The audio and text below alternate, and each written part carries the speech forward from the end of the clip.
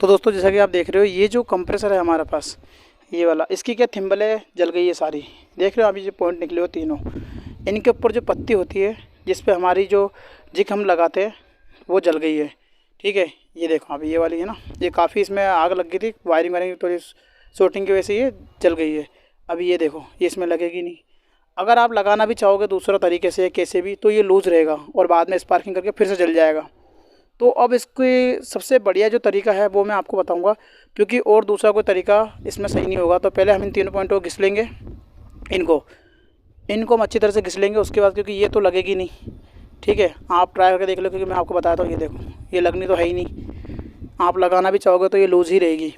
तो अब इस कंडीशन में हमें क्या करना चाहिए वो ही इस वीडियो में बताऊंगा, क्योंकि उसके बाद ये दोस्तों बहुत मोस्ट और इम्पोर्टेंट वीडियो है। अगर आप इस पर ध्यान नहीं दोगे तो बाद में आपको दिक्कत हो सकती है। तो पहले आप इस वीडियो को लास्ट तक जरूर देखें। हम क्या करेंगे, इन तीनों पॉइंटों को घिसेंगे अच्छी तरीके से, फिर लगाएंगे। ये आपको ईजीली मिल जाएगी किसी भी हीटर वगैरह या किसी के अंदर भी जो कनेक्टर होता है ना कनेक्शन के, उसके निकाल के आपको इसमें लगा लेने। और ध्यान रखना हैवी वाला लगाना है, कम से कम 1520 एम्पेयर के समथिंग जो लोड उठा सके, हल्के नहीं लगाने। तो अब इन तीनों पॉइंटों को पहले घिस लेते हैं।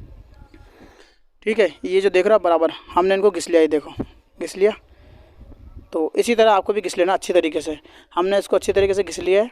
वो घिसने के बाद ये अब इन कनेक्टर को हम वापस इसमें इंस्टॉल कर देंगे, लगा लेंगे। ध्यान रखना ये हैवी होनी चाहिए, और थोड़ा बहुत अगर आपको हाथ जाता हो और तरीके से करो तो आप ये रेगमाल पेपर है, इससे और भी आप साफ़ कर सकते हो अच्छी तरीके से। ठीक है, जैसे कि मैंने भी काफ़ी हद तक ये कर लिया, जहाँ तक हाथ थे मैंने इसको कर लिया है। ठीक है, इससे कोई दिक्कत नहीं है, आपको साफ़ करना ज़रूरी है। नहीं तो जो बाद में दिक्कत आए, कार्बन जिसमें लगा तो बाद में डिस्टर्ब करेगा आपको, और बार बार एसी में प्रॉब्लम आएगी स्पार्किंग की वजह से। तो ये तो घिसने ही है आपको, एक हाथ मार के घिसने के बाद आपको करना है। ठीक है, जैसा हमने घिस लिया, अब हम इसको इंस्टॉल करेंगे, लगा कर दिखाएंगे कैसे इसको लगाना है। तो ये हमने घिस लिए थे तीनों अच्छी तरह से, आपने देख लिया, हमने इसको घिस दिया है।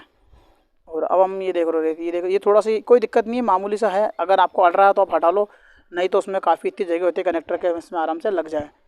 ठीक है ना। तो ये देखो हम इसको बैठा लेते हैं, थोड़ा सा इसको लूज़ कर लेता हूँ। ये देखो बैठ गया आराम से, कितनी ईजी तरीके से ये बैठ गया है। इसी तरीके से हमको तीनों लगा के देखना है। तीनों को अलग अलग डायरेक्शन में आपको देना, पेच अड़ नहीं जाए, ध्यान रखना। ठीक है, ये आपको तीनों साइड लगाने, तीनों पे ही लगाने हैं आपको, क्योंकि इसमें तीनों ही जल गए थे।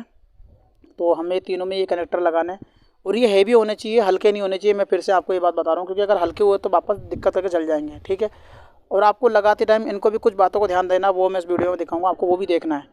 तो पहले मैं इनको टाइट कर लेता हूँ, तीनों को लगा के इसमें अच्छी तरह से इंस्टॉल कर लेता हूँ, फिर आपको दिखाता हूँ कि हमें किन बातों को ध्यान रखना है। तो पहले मैं इनको टाइट कर लेता हूँ। आपको ध्यान देना, जब भी आप ये कनेक्टर लगाते हो, इसको टाइट करते हो, तो इतना टाइट करना है कि लूज़ भी ना रहे और ज़रूरत से ज़्यादा टाइट होकर टूटे भी ना। ठीक है, टूटेगा तो ये लूज़ हो जाएगा और स्पार्किंग करेगा।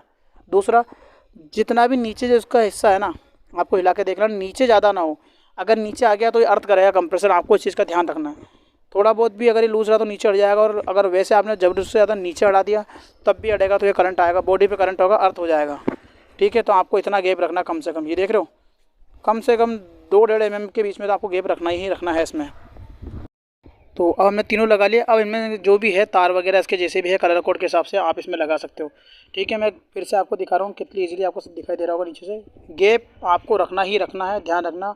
और जो ये जो पेच कस रहे हो, इसका डायरेक्शन अलग अलग होना चाहिए। ऐसा नहीं आप एक साइड ही कस दो और उसके बाद में दिक्कत, वैसे तो लगेगा भी नहीं, एक साइड दिक्कत आएगी लगाने में। तो इसलिए आपको आमने सामने नहीं रखना, थोड़ा बहुत डिफरेंस रखना ही है, अलग अलग टाइप में घुमा के लगाना, ताकि टच ना हो और लूज़ भी नहीं रहा। अगर लूज़ रहा तो अड़ के वैसे भी शॉर्ट कर जाएगा, तो वो भी नहीं करना है। ठीक है, हमने तीनों को लगा दिया, देखो बिल्कुल अच्छे तरीके से लगा दिया। हमने इसको हिला के भी देख लिया, बिल्कुल भी ये लूज़ नहीं है और ना ही इसमें किसी तरह की कोई दिक्कत है। ठीक है, हिलाकर आपको भी देखना कोई लूज़ तो नहीं है, कोई दिक्कत तो नहीं है, नहीं तो बाद में स्पार्किंग करके वापस ये ख़राब हो जाएंगे। अब हमें लगाना है इसमें जो तार इसमें लगेंगे। ठीक है, ये हमने 4 mm का वायर लिया है। आप कम से कम 2.5 mm का वायर तो आपको इसमें लगाना ही है, पर ये हमारे पास 4 mm का टुकड़ा है जो हम इसमें लगा रहे हैं। तो लगाते समय आपको ध्यान देना, जो कलर कोड इस पर है वही आपको लगाने हैं, नहीं तो बाद में आपको दिक्कत हो जाएगी, क्योंकि आप जब कलर कोड मैच करोगे तो आपको दिक्कत आ सकती है। तो कलर कोड आपको वही लगाने जिसमें लगे हुए हैं। तो मैं इसको कंप्लीट कर लिया है, ये देख रहे हो, तीनों मैंने तार लगा लिया अच्छी तरीके से। देख रहे हो, जो कलर कोड थे वो हमने लगा लिया इसमें वापस अच्छी तरीके से, जो भी हमारा था।